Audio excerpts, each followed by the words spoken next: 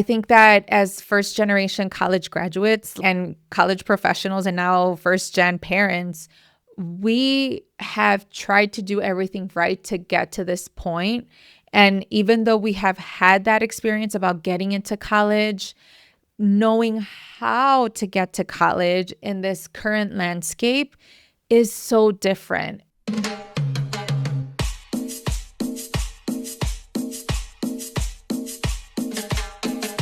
Hola, hola. Welcome to the Viva la Mami podcast. I'm your host, Jessica Cuevas.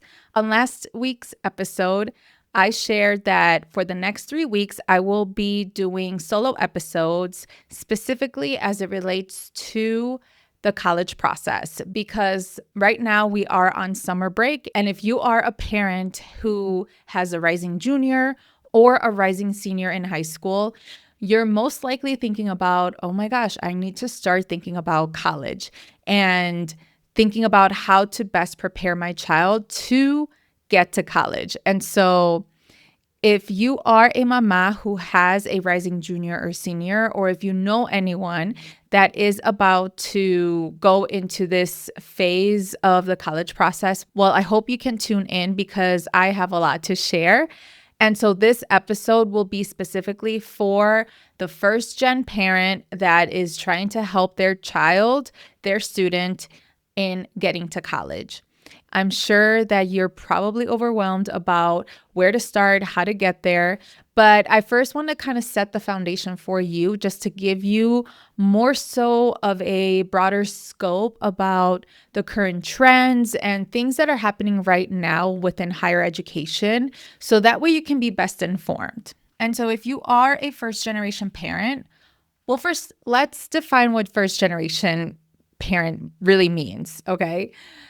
If you went to college and you were the first one in your family to get that college degree, then you are a first gen student. It means that neither your parent has earned a bachelor's degree. So for example, for me, my parents did not get a college degree. What that essentially means is that I am first generation. In fact, my sisters are first generation. A lot of families get confused that just because if, let's say, you have one sibling that went to college like 5 years ago, then you go through the college process, it would be assumed that you're not first generation because your sibling kind of paved the way for you. Well, guess what? No. It means that neither parent has earned a bachelor's degree. Let's say if one parent did and one parent did not, technically you wouldn't be considered first generation, but that definition can vary depending on the school and institution that you end up going to or your child ends up going to. But in general, it essentially means that both of your parents did not earn a bachelor's degree. Now, what about an associate's? Well, even though they did earn an associate's, I don't know who created this rule or whatever, but it essentially is if they didn't get a bachelor's degree, meaning a BA, a BS, a BEd or whatever, any kind of bachelor's, that essentially means that you would be considered first generation. Now, when you are a parent, well, what does that look like? That essentially means that you are going through the college process with your child, or you have navigated this whole system, like the K-12 U.S. education system, and you have navigated it, great. You decided to take your kid to a good school, or, you put them into all of these clubs and organizations so that they can stand out on their college applications, because that is what we're told, right? We're told that, okay, my child needs to enroll into all these honors classes, all these AP classes, and that they need to be involved. They need to create leadership skills, and therefore they can get more competitive. But depending on where you end up putting your child into high school, that can all vary. And one thing that a lot of first gen parents are not aware of is, well, when should I prepare my child so that they can get into a good school, a good college or university? And I'm only speaking in terms of the traditional 4-year route, right? I am honestly an advocate of students who decide to take a gap year, or students who decide to go into the trades, or students who want to go to community college first and then transfer out, or they just want to get an associate's degree. I am a huge advocate of that. I'm also an advocate of students deciding not to go to college, and that is completely fine. But I think that a lot of first-gen parents are kind of like thinking traditional four-year school because they had already earned that four-year bachelor's degree and perhaps they had that four-year college experience. But, I think that there is a missing gap in terms of how first-gen parents can essentially navigate this process. And I would be honest with you, coming from 14 years of college admissions and college counseling experience combined, like there is a gap that I see oftentimes with like students who come from generations and generations and generations of like, people having a college degree versus like the first or the second generation getting into college. And a lot of times this population in particular, perhaps they know that they want to get to college. They know that they want to be a competitive applicant. They have checked all the boxes. They tried their best in high school, and therefore they feel like they are a good candidate to get into college. But perhaps they don't know the nuances, right? The insider information about how to get to college. And it's not like there is a specific formula. No, I don't want, no. In order for you to get to college, it is just a matter of luck. It's a matter of making sure that you turn in everything that you're supposed to. And even if you do, sometimes you won't get in. But there are strategies in terms of how you can get in. And especially to the schools that are most realistic based on the student's academic profile. Okay, so I do want to be honest with you that within the last 5 years, even the landscape of higher education has completely changed. Okay, and it is changing. Right now, we are living in a post-pandemic world. So when I stopped working in college admissions, like full time, it was during the pandemic. And a lot of colleges were very lenient. They were very like, we're not going to accept your test scores. It is test optional. Like, we're going to be cool with you. We understand that right now in the pandemic, everyone is going through very unique circumstances and unique experiences where perhaps taking a test is going to make an impact. And so they were like, you know what, we're just going to be test optional or test free or whatever. And so that happened like 6 years ago, 6 years ago. But now some colleges, and honestly, there's a growing number of colleges and universities that are now going back to the traditional like test score, like requirement that you need to turn in your ACT or SAT scores. And so that in itself is changing. But also the whole like scope of higher ed has changed completely. And I would say it has gotten a lot more competitive in terms of earning admission to the university. One example is like the University of Illinois at Urbana-Champaign, okay? Like when I was looking into schools, this was back in 2007, right? So it's almost like 20 years ago, which is wild. But when I was looking at colleges and universities, I knew that U of I was a little competitive, but I probably would have gotten in with my type of academic profile. However, with a student's academic profile like mine, 20 years now, like 20 moving forward, like 20 years into the future, that student would not get in. Like with my type of test score, which was like a 19, I believe, and like a 3.4 GPA, pretty, like I would say it's pretty average. I wouldn't have gotten in at U of I if I would apply right now, okay? But I would have most likely have gotten accepted 20 years back. So it just gives you context about the type of competitiveness that colleges and universities are right now. And it's all contextual. It's all based on how much you have prepared, not just academically, but for the given major that you or that your student is interested in. And that is a gap that I see oftentimes, is that a lot of students say, well, I want to be a doctor. Okay, cool. you want to be a doctor. Show me proof. And this doesn't mean that you need to take like clinical hours. It doesn't mean that you have to take like AP bio, very super advanced like biology by like sophomore year. No, it just means that how are you intentional in terms of your goals, and how are you setting kind of like that foundation in order to get to the program that you want? And in this case, biology, right? Let's say you want to become a doctor, but obviously you first have to get your 4-year degree. And in order for you to get your 4-year degree, you need to then go into medical school, right? But for your 4-year degree, let's say you want to major in biology, because that is a common major to get into medical school.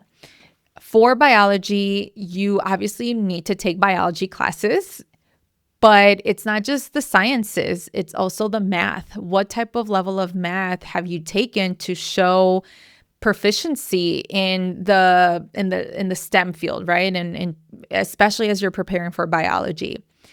And not just academically speaking, but also through activities. What kinds of extracurricular activities have you done that prove that you have a genuine interest in biology? Have you done any research or just like projects that relates to your understanding of I don't know, like the sciences and, setting that kind of foundation in terms of healthcare? Have you gotten any credentials? Like I know a lot of students nowadays are getting like a registered nursing degree, or they get a CNA license as well, a certified nurse's assistant, or they do some sort of internship where they essentially get a couple hours in and they show that they have done some kind of like practicum of what it's like working in a hospital setting. And so those things can also benefit the student in getting into the given program. Nowadays, it's not just about saying, well, I want to major in biology to become a doctor. No, it's like you need to show proof. You need to show evidence in terms of how you're preparing. I would say that right now, it's a matter of understanding the type of programs that you are interested or that your child is interested, and making sure that they're not just like checking off a box on the application indicating a whatever random major. Like, no, they need to show that proof and evidence and essentially history about, their true interests, because otherwise it's going to get competitive. There are many students nowadays that even take like paid internships. There are students that actually do research. There are students that go on to like summer camps, and they are very specific to the major that they want to pursue. So if your student is academically speaking like a great student, they have an amazing academic profile, good test scores, good GPA, and they are being compared to a student that is similar to them, but that other student has more experience, then guess what? They're probably going to offer the spot for the other student. You need to help your child understand that it's not just about applying to college. It's about being intentional and making sure that they are applying to the major that they know that they are interested in, but not just interested in, but that they have had this sort of background and intentionality behind it that helps the colleges and universities know that they are genuinely interested in that specific major. And so this is like one tiny example that I wanted to share with you, because I think that as first generation college graduates and college professionals and now first gen parents, we have tried to do everything right to get to this point. And even though we have had that experience about getting into college, knowing how to get to college in this current landscape is so different. And honestly, like if it wasn't for me getting into college admissions like 14 years ago and now working as a college consultant and working at the high school setting as a college counselor, like I know the ins and outs of like what is going on right now in terms of getting into the college of your dreams, really. And it's not just about getting into the college of your dreams, but also considering other colleges and universities that you perhaps never thought of, because there's over 4,000 colleges and universities across the United States. And so it's important to, again, build that strategy and understanding, all of the vast options that are available for your student. But if you only know just a couple of schools, or you are only familiar with one aspect of the college admissions process and not the whole picture, then that can either A, limit your student, or B, it can overwhelm your student because they feel like they don't have that many options. And so I want to tell you that I am here to offer that opportunity, right? I am building my new college consulting business, and it's called Avila College Consulting. And I help first generation families to get to college and to make it in a way that is feasible, accessible, affordable, because we know that that is big. And that way it doesn't overwhelm not just the student, but also the families as well. I would say that there is a difference about knowing about college, right? And now knowing the current college process. And that is something that I highlight in my business to make sure that families really are understanding the ins and outs of how to get to college, especially when it comes to the current stakes of higher education. And so right now, this summer is a perfect time for me to start helping you create that plan. Whether if you are a rising junior, I can help your student essentially prepare for their senior year and understanding what type of classes, what types of, those sort of foundational experiences they need in order to be a competitive applicant. I can definitely help your student with that. But also, if you are a rising senior, I can help you build that strategy. So what I do in my college consulting business is that I help seniors create a list of schools that they are planning to apply. And it's not just like random schools, right? It's like there's an actual strategy built within that to make sure that you are applying to the right type of schools. And we talk about fit, we talk about understanding, okay, well, what are my chances of getting in? But also, what are my chances of getting financial aid? What are my chances of really loving this school? And so I help rising seniors with that list. And then as you move along to the college process in the fall, I also will be helping your senior in terms of the application process, because that is such a big thing.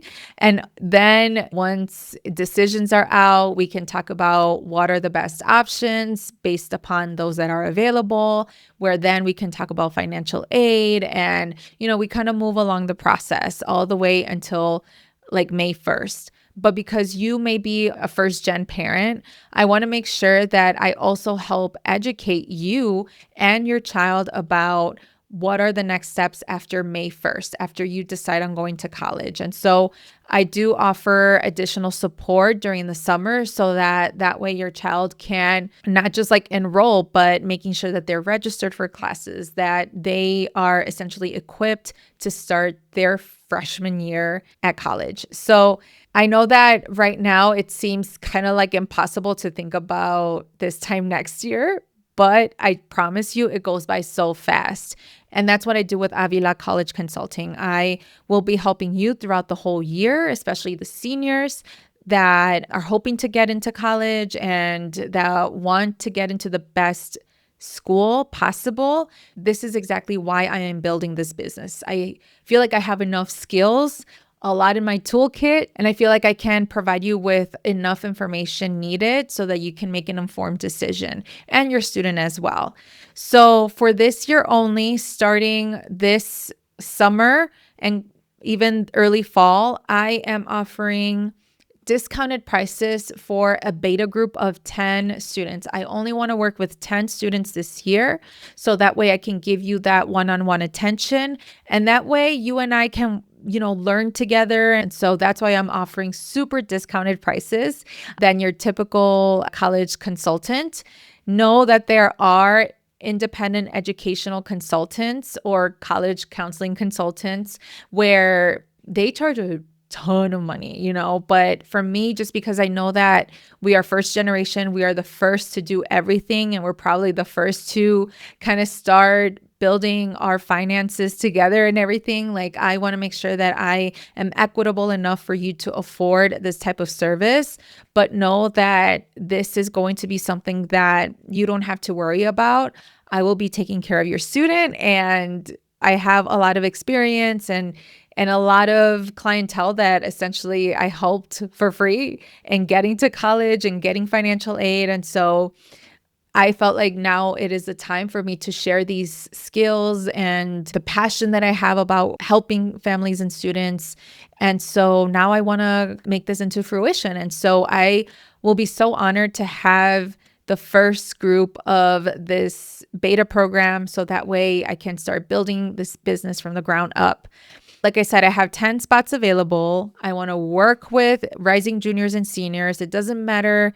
It can be across the United States, or if you're from the Chicagoland area, I can work with you as well, just because the bulk of my career was in Chicago, but it doesn't matter. I still work with students from all around the US and of course in Mexico as well. So if you happen to be listening this in Mexico, I will also be helping students who are in Mexico who are thinking about getting a US education, because I'm also familiar with the international admission side of things. So feel free to DM me. I have just created my Instagram account, which is Avila College Consulting. I will add that link in the show notes. But you can always send me an email, which is podcast@vivalamami.com. And that way you can learn more. I am currently offering a free 20-minute consultation for anyone that is interested to learn a little bit more about what I have to offer, but also how we can be a good fit together. So that way we can work together throughout the year. This was a super short episode just because I am in the middle of launching my college consulting business, and I wanted to share a little bit more about my expertise. But if you have any questions, or if you have anything to share, you can share it in the comments on YouTube, or you can send me a DM. And like I said, I will be linking my new Instagram account. And yeah, feel free to reach out if you have any questions. All right, amiga. Well, thank you so much for listening. Hasta la próxima, y nos vemos in the next episode.